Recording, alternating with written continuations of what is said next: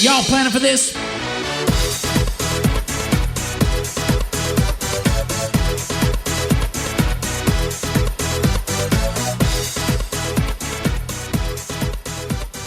Welcome back, TPR Nation. This is Jamie Shalansky in an episode of Worlds to Conquer, and I am going to have a very uncomfortable conversation with you today. And for a lot of you out there listening, it's going to make the back of your hairs kind of prickle up, and you're going to wonder if Jamie's going on some kind of political tangent. That is 100% not what this conversation is about. This is a conversation, regardless of where you're at in the political spectrum, regardless of where you're at in your career path, regardless of where you're at in your faith journey or how you practice and how you believe, this conversation matters, and it matters to you. And it is about owning our identity. Now, I'm going to use words that today have become super politicized and super trendy, and I don't mean them in any of those contexts. I want to talk about a real life experience. So my brother-in-law was really, really struggling with his oldest son, and his oldest son, since he was very, very little, really struggled with gender dysphoria. And this is something that we as a family saw very, very early on in his toddler years. He really struggled socially, mentally. We have ebbed and flowed with him on every roller coaster ride, and it has been a tumultuous journey of really scared to death this individual was going to take his life, because he just carried with him the weight of so much shame and worrying constantly about whether or not his father was going to love and accept him. And his dad is a dad's dad, right? Like, he's a man's man. He hunts, he fishes, and he's very masculine. So to have this child come forward, and talk to him about this and talk to him about his journey, it was super, super uncomfortable for the kid, because a part of us is always wondering where we fit in this world and if we're so much different than everyone else out there and why we can't, quote unquote, be normal. And when I was talking to my brother-in-law about this recently, he said something, and his words just keep echoing in my brain. And I keep seeing examples of this everywhere I turn lately. And what happened was when my nephew was calling his dad and he was breaking down, he said, "Dad, I'm so sorry. I'm so sorry I couldn't be the son that you wanted me to be." And he was going on and on about this sense of shame that he had. And my brother-in-law said, you don't owe me any apologies. All I want for you in life is to be happy. And I want you to own whoever you are, whoever you identify with, whoever you want to become, own it. And don't you ever apologize to another person for being exactly who you are ever again. And it really just gave my whole body goosebumps to know about this exchange, because here is this father who, if he had a choice, as all parents would choose, we would all of us, every single one of us, want our kids to learn all the lessons of hardship and never one day have to endure it. We never want them to go through the trials and tribulations that maybe we have experienced or seen friends experience, but we want them to have all of those lessons that come from having gone through those experiences. So would my brother-in-law have wanted a different life for his son? Yes. Because he saw all of the angst and all of the turmoil and all of the confusion and depression his son was going through. And so instead, he turns to him and says, all I want is for you to be happy and to own who you are. Own who you are. Be kind, be honest, be hardworking, and own it. And that is what he kept echoing to his son. And so as they went through this journey together, I think about it often, and I think about how many of us out there are not owning who we are, and not in this capacity, but in so many others. And I see this so much when I talk to people that are really sort of mid-career, and they're struggling with where they came from versus where they want to go in life. And they are struggling because maybe they've got a group of friends, maybe they have family members that want them to be successful, but maybe not succeed. And there are people in our lives that feel that way for us. They want us to be successful. They want us to wish us happiness and all of those things, but they don't necessarily want to see us succeed. They want us to stay right where they are at in their life. They don't want us to own who we are becoming. And this becomes a critical and pivotal conversation, especially for us out there in the entrepreneurship space, because this isn't always about colleagues. Sometimes this is family members. This is moms and dads and cousins and best friends and people you grew up with and people you knew from college that maybe when you start turning a certain direction in your career and you really start gaining momentum, they're only kind of happy for you. They're not 100% rallying and supporting your success. Rather, they would be much happier if you had just a little bit of failure, if you had a little bit of egg on your face, if you had a little bit more humility and came right back down to where they were. And we hear this in conversation when people say, oh, they've forgotten where they came from. They've forgotten where they came from. Did you forget where you came from, or are you committed to the destination that you are heading towards? And that is a question you have to ask yourself, because we are the sum of the 5 people we spend the most amount of time with. We are the sum of the 5 people we spend the most amount of time with. And a lot of you out there listening keep telling me about all of these lofty goals, but you're down in the trenches. You're not trying to soar across the sky. You're down in the weeds and you're thinking, oh my gosh, I don't deserve success. I don't, have a community that supports me in this success. I don't have a spouse that wants this for me. I don't have friends. I don't have the kind of family that would allow me to go attain these goals. But that may not be necessarily true. You just might be focused on all the reasons you're not owning your own life. You might be focused on all of the things that are holding you back instead of what will propel you forward. How many times do we sit down and we're coming into fall, so we know we're all going to do it. We're going to bust out those 3-ring binders and go through some type of coaching plan, and we're going to develop a business plan that we only have 10% commitment towards achieving. How many times do we write down the same gosh darn goals year after year after year, and we don't take action steps to achieve them? And because we don't schedule it, we don't plan it, we don't incorporate it as part of our life, and we don't dare to surround ourselves with people that are achieving greatness, because some part of us tells us we are not worthy of it, that we do not deserve this, that we must keep our feet planted, and that we may not reach for the heavens for fear that the sun might scorch our fingertips. How many of us have been told sometime in our life we weren't good enough?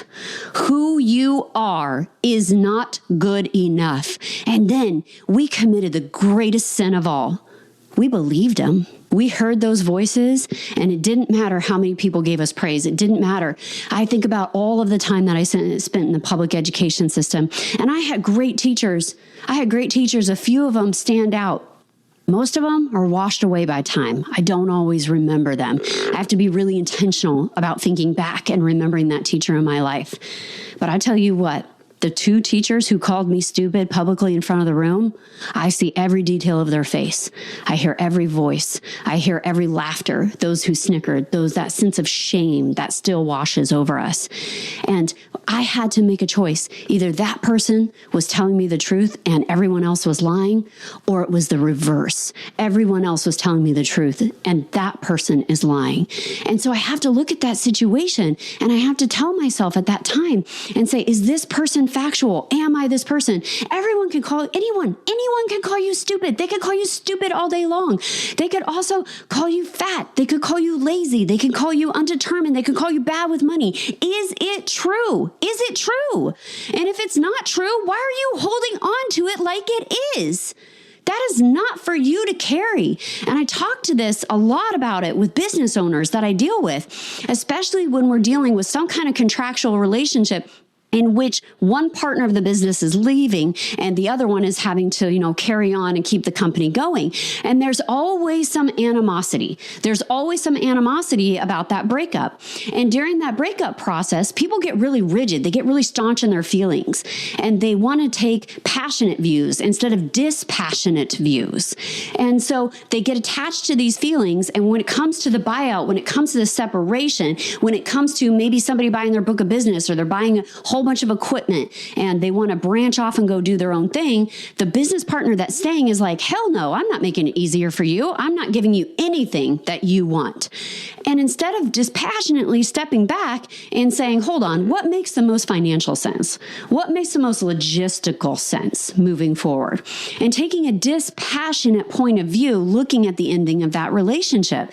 And the reason that they tell me is, I don't want that person to win.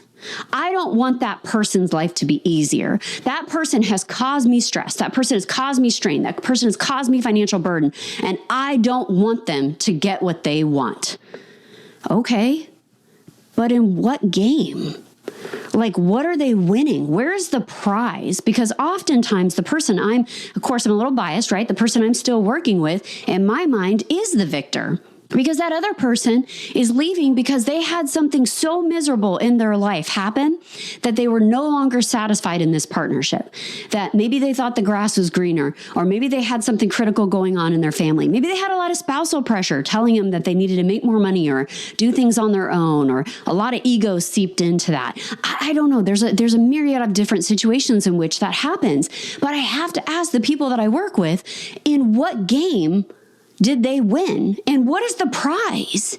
Because when I wake up every single day and I have blood throwing through my veins, and I have thoughts inside my head and air inside my lungs, and I am blessed to be a part of so many people's lives and work on empowering those people to live up to God's potential, that's winning.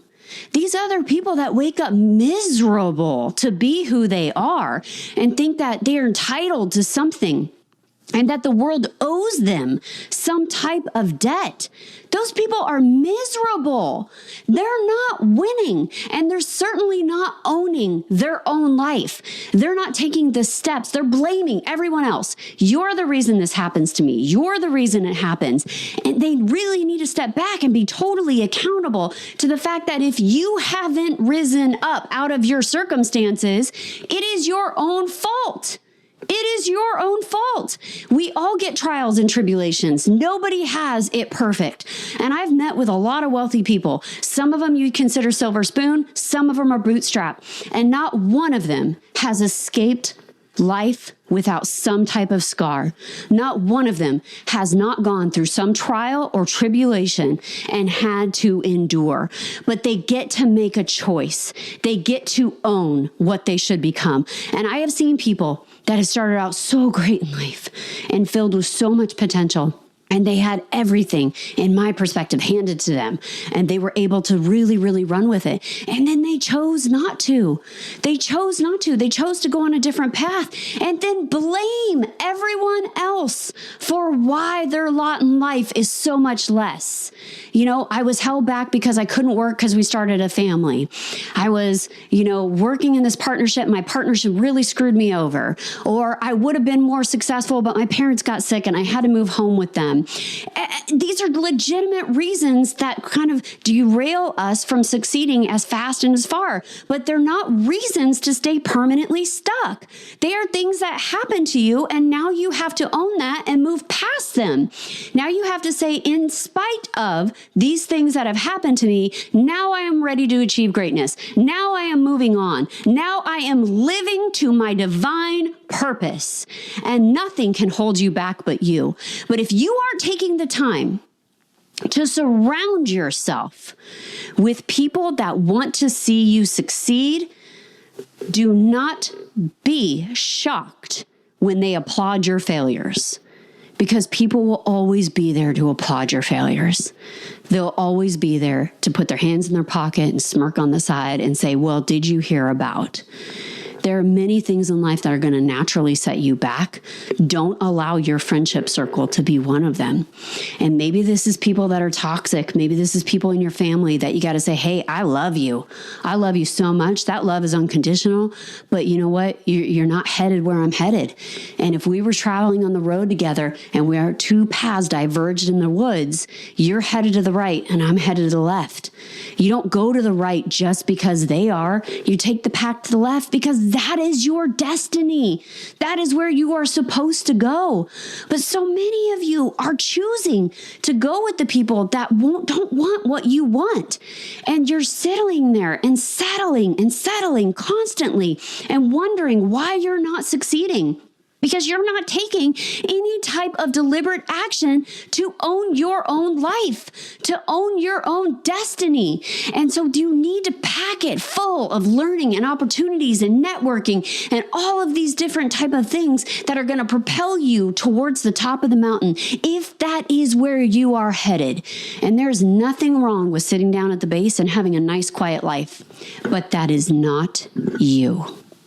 You want more. You're willing to do more. You're willing to listen and to learn. But the question is, are you ready to take action? Do you sit there and put down goals, and maybe they're monetary goals, right? Because those are the most easy for us to measure. Or you put down career goals or accolades that maybe you want to have or things that you want to go do. And then as soon as you write them down, get embarrassed. I see this a lot when I'm working with people in every industry. When we have an exercise and they're like, write down your goals. Tell us what you want to do. Most of the people, the goals are kind of repetitious, right? Because most of us want the same thing. We want more time. We want more money. We want more fitness. So the goals will be like, hey, I'd like to lose 10 pounds or get in shape. I would like to earn X amount of dollars. I would like 3 days a week to be able to be out of the office, whatever those goals are. And then when somebody comes around and a third person looks at those goals, we want to cover them up. We want to hide them. We don't want to show them. They're embarrassing. It's like a Dear Diary moment, an exposure. We feel super vulnerable. Why? If that's what you want, own it. Now, you don't have to shout it from the mountaintops. The best secrets are the ones you keep to yourself, but you have to own stepping into that. So if you want to be the top in your industry, if you want to be the best there is to be, own that. Say that and start asking other people how they got there. See who's doing something that they are absolutely crushing it in a space you want to be in. And go ask them how they got there. I love one of the interviews from Steve Jobs in the 90s. He said, you know what? My whole life I've been blessed because every time I've asked a person to help me, they always have. And he got a first job, I think it was Hewlett Packard, right? Back in the, he was like 12 or 13 years old. Yeah, the guys, his number was listed in the phone book. So the 12-year-old Steve Jobs called him up and said, hey, listen, I'd really like you to explain this concept to me, or do you have any spare parts? And not only did Steve Jobs get spare parts, he also got a full job. So he could learn everything he wanted to about that aspect. And I see this all the time. I was at a mixer and I was talking to this young kid and he, was 19 years old. He wants to go to ASU and he really into golfing and he wants to design golf clubs. And I said, you know what? You need to go talk to this person and this person. They've been in this space and they would love to talk to you. And he goes, what do I say? And I say, you tell them exactly what you told me. I'm a 19-year-old kid going to college. This is my goal. Can you share 5 minutes of your time with me? I have never once met with a person and asked them for help and they not want to help, especially if it's other people achieving goals. So a lot of you sitting out there listening, you're hoping somebody's just going to walk by and say, hey, tell me about those goals and I'll help you out. But instead of you going up to that person and saying, this is my goal. Could you give me some advice? This is my goal. What do you recommend I do to get there? And people will help. People will help. There are more good people than bad people out there. The whole reason we have the perfect RIA and the membership packages that we do is because we want to help. People are always telling us how lonely the RIA space is. And here we are saying, hey, you're drowning in that water. We're sitting on this yacht. Our hand is out. We're not getting in the water with you, but you got to take that hand. You got to get on the boat with us. And people are always willing to help and to share. And those that don't want to help you and they don't want to share, here's a little secret. You probably didn't want to know what they had to say anyway. And they probably are carrying around so much sense of shame or pride, they're not going to help you long-term succeed. You want the people who see all the abundance in the world. You want the people that own their success. They own their identity. And I'm talking to the ladies out there in particular. If you're listening to this podcast, how many times are we scared of our ambition? How many times do we feel that being ambitious makes us a bad word and we have to skirt that? We have to wear our hair down. We have to wear a nice floral dress. We have to pretty it up in some way so as not to intimidate anyone. And if you feel that way, you are surrounding yourself with the wrong group of people, because I am blessed to be surrounded with really successful men and women in my life. And I've never once been treated any differently by the men than I have been by the women. I have people that are like, no, absolutely. I want you to succeed. Go do this. Here you go. And so we need to surround ourselves with the right people. And if you're not in that environment, today, you have to change that environment. You have to pick up your feet and move to that next group. If it's your workplace, maybe you have a business partner, maybe you're trying to be an up-and-comer and you're not around people that kind of see you as an equal. If you are looking at a coach that doesn't feel your goals are possible, you need to figure it out. Take some type of action and move to a different group. Because people got you here does not mean they will get you there. And it is okay to have unconditional love for someone and say, hey, I love you. This is wonderful. You're going to be a great part of my life, but you're headed to the right. I'm headed to the left. And so if I have less time for where you're headed, it's not because I want any ill for you. It's not because I want to see you fail. We're just on different roads, and that's okay. But you got to own that sense of who you are and what you want, and stop being so ashamed of wanting things, because ultimately that is the pursuit. That is the ambition. We want happiness, and it's not about the tangible items. Tangible items do not lead to happiness. They are fun. They are entertaining. They are things. We are here for greater purpose. We are here for greater good. We are here to live into our full potential and realize why we were put on this earth. But you must take action. So TPR Nation, everything that we do is about action items at the Perfect RIA. Action item number 1, who are you? Who are you? Write it down and then own it. Own every part of you that makes up the fiber of your being, and no longer feel that shame in saying, these are the things I want and this is what I want to accomplish. Action item number 2, you got to take a long, hard look around the room. Who's surrounding you? Who's pushing you to be your absolute best? Who's not asking you to slow down, but to take off? And if you don't have that tribe, that nation, those people behind you, go find them. Email us at lifestyle@theperfectria.com. We might not be the right fit for you. That's okay. But you know what? All day long, we'll point you in the right direction. We'll tell you, hey, go do this. Go talk to those people. And that's not people you have to have necessarily for the rest of your life, but at least for this next step. And keep stepping towards that greatness. Keep moving towards who you are supposed to become. This is one life, one shot, one take. Don't squander it. TPR Nation, this is Jamie Shalansky, an episode of Worlds to Conquer. Go find people who share your values. Change the world. Hi, TPR listeners. This is Amber from your Follow-Up Fridays. You don't want to miss our next Nation Power session, where Matt and Micah will be live to talk about where business planning fails and how to fix it to make 2024 your best year ever. You know that Matt and Micah have had years of wild growth and years of soul-crushing defeat. Through this, they've learned exactly what it takes to succeed and why so many advisors fail despite their best efforts. So join us Wednesday, October 18th at 9 a.m. Pacific to learn from the trenches how to set yourself up for success. Now, we only offer these Nation sessions a few times a year, so don't miss your chance. But just a warning, if you're hoping that ChatGPT or some trend can solve your problems, this is not the session for you. But if you're ready to put in the real work, well, then we'll see you there.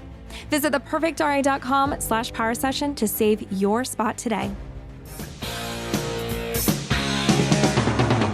Hold on before we go. Something that you need to know. This isn't tax, legal, or investment advice. That isn't our intent. Information designed to change lives. Financial planning can make you thrive. Start today, don't think twice. Be a better husband, father, mother, and wife. The perfect RIA, the perfect RIA.